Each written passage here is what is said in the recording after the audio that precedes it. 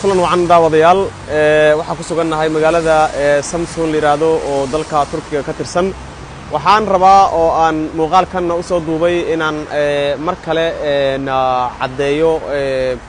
mowqifkayga ku aadan warbixinta magacaygu ku xusnaa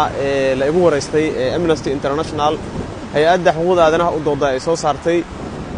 inkastoo dawladda Soomaaliya ay dafirtay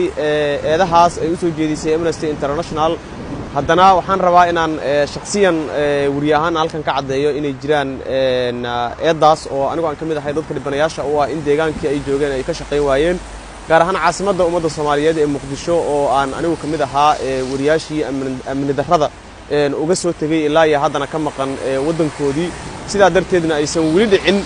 inaan maaragtay magaaladii xamar aan si cadaalada oo nabad ay ku jirto aan uga shaqeeyo waxaan rajaynayaa in dalku uu noqdo mid isbedel uu ku yimaado marka loo eego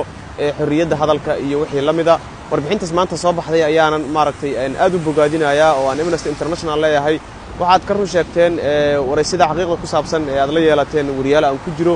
aad baad u mahadsantihiin waxaan rajaynayaa in dalku hagaagi doono marka loo eego in cadaalad loo helo hadalka ama xorriyadda hadalka